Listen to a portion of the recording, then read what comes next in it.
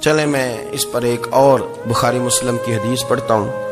حضرت سلمان فارسی رضی اللہ تعالیٰ عنہ اور حضرت ابو درداء کے درمیان بھائی چارہ تھا۔ مکے سے مدینے جب لوگ آئے تو حضور نے بھائی بھائی بنایا تھا۔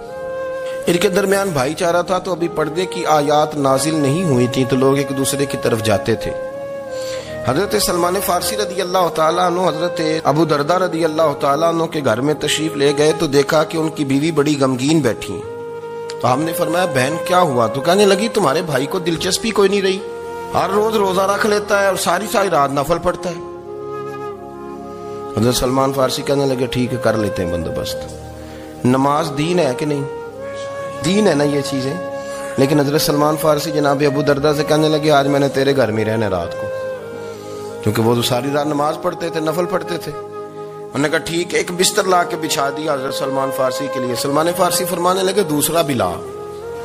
کہا وہ کیا کرنا ہے؟ فرمانے لگے تو نے بھی سونا ہے، میں نے بھی سونا ہے، تو نے بھی سونا ہے، عشاء پڑھیں گے اور پھر دونوں سوئیں گے۔ کہا میں نے تو نماز پڑھنی ہے۔ فرمایا تہجد کے وقت اٹھ کے پڑھیں گے، اللہ کے رسول بھی رات آخری حصے میں جا کے نماز پڑھتے ادھر ساتھ سلا لیا۔ وہ تھوڑی کو دیر سوئے، اب عادت تھی ساری رات اٹھنے کی، ذرا اٹھنے لگے بستر سے تو حضرت سلمان فارسی فرمایا چپ کر کے سو جا، وہ بڑی رات پڑی ہوئی، چپ کر کے سو جا۔ وہ لیٹ گئے، پھر اٹھنے لگے تو فرمایا سو جا چپ کر کے، بڑا ٹائم ہے۔ سحری کے وقت اٹھے، نفل پڑھے۔ ان کا ارادہ تھا روزہ رکھنے کا تو فرمانے لگے کل رکھا تھا نا نفلی روزہ؟ جی رکھا تھا۔ پرسوں بھی رکھا تھا، ترسوں بھی رکھا تھا۔ فرمایا آج نہیں رکھنا، آج میں تیرا مہمان ہوں، سارا دن کٹھے مل کے روٹیاں کھائیں گے، آج نہیں روزہ رکھنا۔ سلا دیا۔ اب حضرت ابو درداء رضی اللہ تعالیٰ عنہ کہہ تو کچھ نہ سکے، پر کہنے لگے سلمان تم پتہ تم کیا کر رہے ہو؟ نہ تم نے مجھے رات اٹھ کے زیادہ نفل پڑھنے دیے، سویرے روزہ نہیں رکھنے دیا۔ تو حضرت سلمان فارسی کہنے لگے کوئی لمبی بات تو نہیں نا، چلتے ہیں نا ابھی فجر میں مسجد نبی میں، تو نبی پاک کو بتاتے ہیں۔ سرکار دو عالم علیہ السلام کی خدمت میں تو اپنی بات کرنا، میں اپنی کروں گا، حضور نتیجے کا اعلان فرما دیں گے، بات طے ہو جائے گی۔ حاضر خدمت ہوئے، عرض کی یا رسول اللہ صلی اللہ تعالی علیہ وسلم یہ ساری رات نفل پڑھتے ہیں، ہر روز روزہ رکھتے ہیں، ان کی اہلیہ غمگین بیٹھی ہیں، حکم فرمائے۔ تو نبی پاک صلی اللہ علیہ وسلم نے فرمایا پھر ہوا کیا؟ یا رسول اللہ میں نے رات سلایا ہے، سحری میں اٹھایا ہے، سویرے روزہ نہیں رکھنے دیا۔ نبی پاک نے فرمایا سلمان فارسی نے ٹھیک کیا، سلمان فارسی نے ٹھیک کیا۔ پھر حضور نے فرمایا، نبی کریم نے فرمایا ابو درداء تیرے اوپر اگر اللہ کا حق ہے، اس کے رسول کا حق ہے، دین کا حق ہے، تو فرمایا تیری آنکھ کا بھی تیرے اوپر حق ہے، تیرے وجود کا بھی تیرے اوپر حق ہے۔ یہ حضور نے فرمایا تیرے بچوں کا بھی تیرے اوپر حق ہے، تیری بیوی کا بھی تیرے اوپر حق۔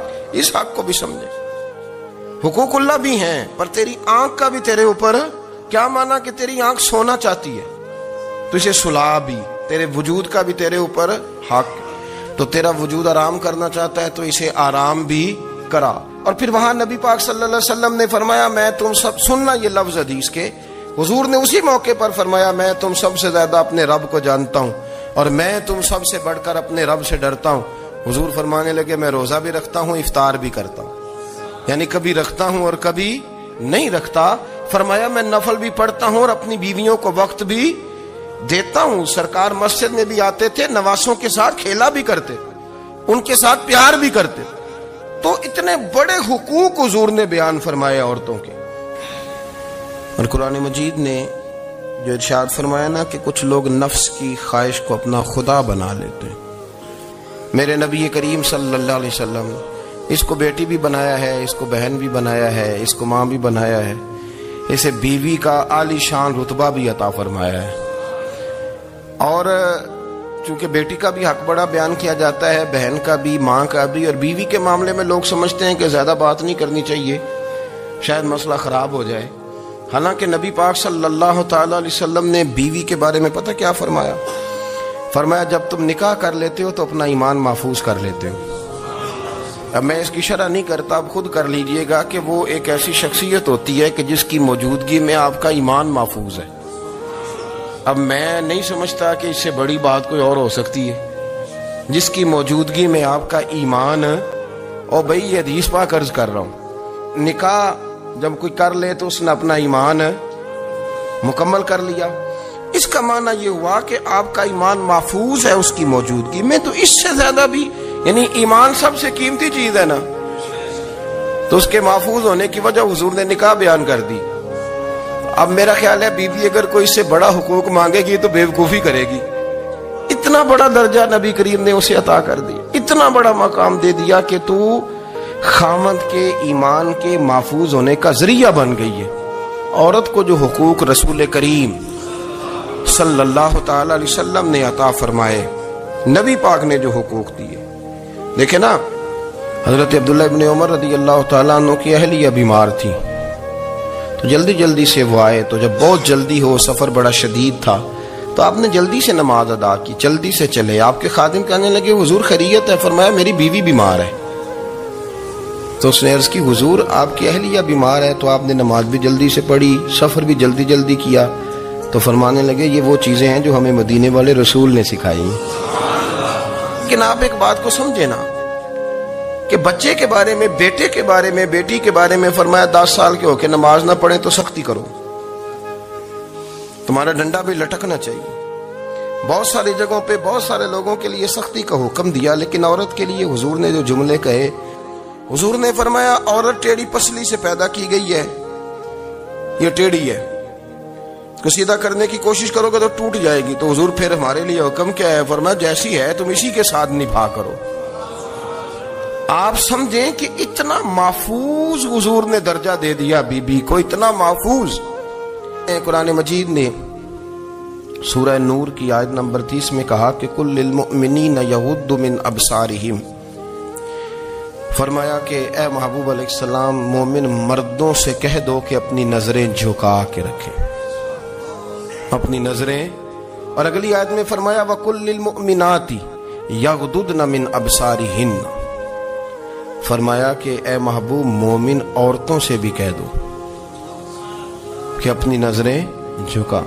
مرد بھی اپنی نظر جھکا کے رکھے گا عورت کی طرف، لیکن یہ ساری پابندی صرف مرد پر نہیں، عورت بھی غیر محرم کا چہرہ نہیں دیکھے گی، اس پر بھی اسی طرح نظر جھکانے کا حکم ہے جس طرح کے وہ ہر دکاندار کو بھائی جان کہہ کے گفتگو کرنے کی اس کو بھی اجازت نہیں ہے۔ میں بڑی ذمہ داری سے بات عرض کرتا ہوں، قرآن مجید نے نا ایک مقام پہ مذاق کو، ایک مزاح ہوتا ہے خوش طبی، وہ نہیں، مذاق اڑانا، قرآن پاک نے نا مذاق کو ایک جگہ پہ جاہلوں کا طریقہ بھی قرار دیا ہے۔ بنی اسرائیل کے لوگوں سے حضرت موسیٰ نے کہا کہ گائے ذبح کرو اور ایک ٹکڑا مقتول کو مارو، زندہ ہو کے خود بتا دے گا مجھے کس بندے نے قتل کیا۔ تو کہنے لگے آپ ہمارے ساتھ مذاق کر رہے ہیں۔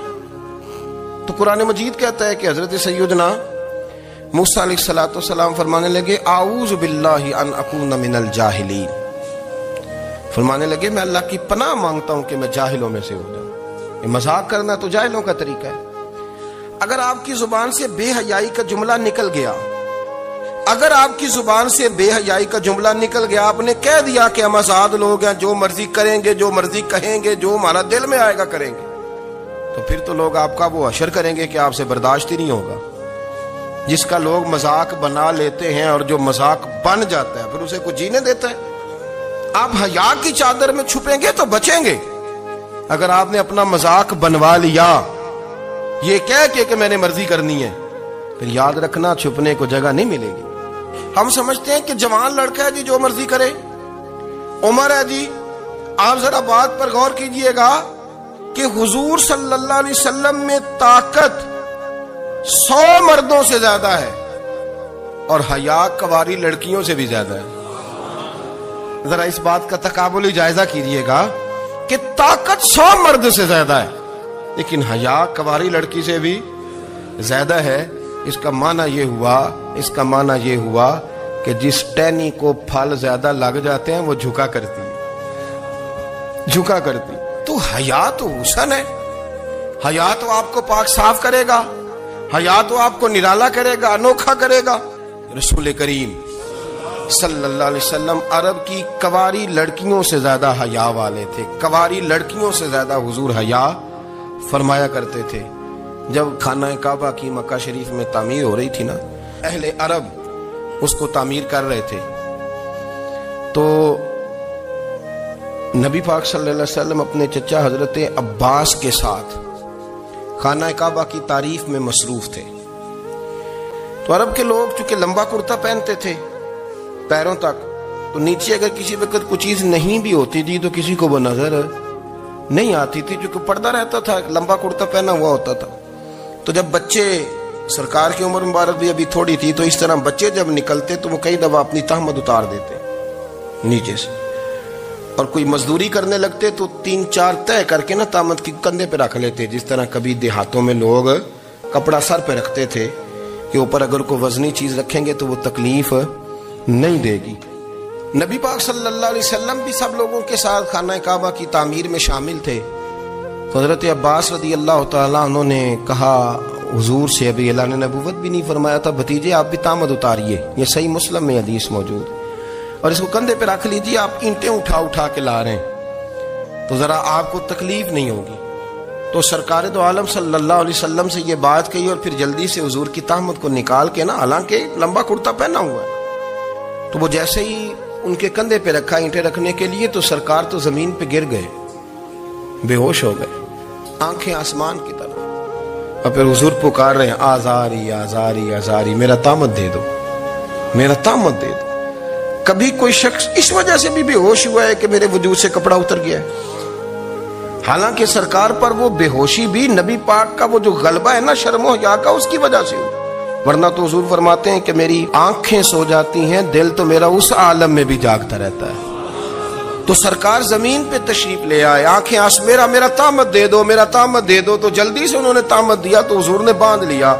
پھر طبیعت مبارک میں تسلی ہوئی، یعنی ہم اس رسول کے غلام ہیں کہ جن کے تو وجود سے کپڑا اتر جائے تو حضور برداشت نہیں کرتے، قبول نہیں فرماتے، تکلیف شروع ہو جاتی۔ لیکن یہاں نوجوان ہیں اور بڑا قد کاٹ ہے اور بڑے بڑے سمجھدار لوگ ہیں، گرمی آتی ہیں تو شارٹ کپڑے پہن کے گھومتے ہیں، ان کو خیال نہیں کہ یہ وہ والا لباس ہے جو باہر تو کیا گھر میں اماں کے سامنے نہیں پہننا چاہیے، بہنوں اور بیٹیوں کے سامنے نہیں پہننا چاہیے۔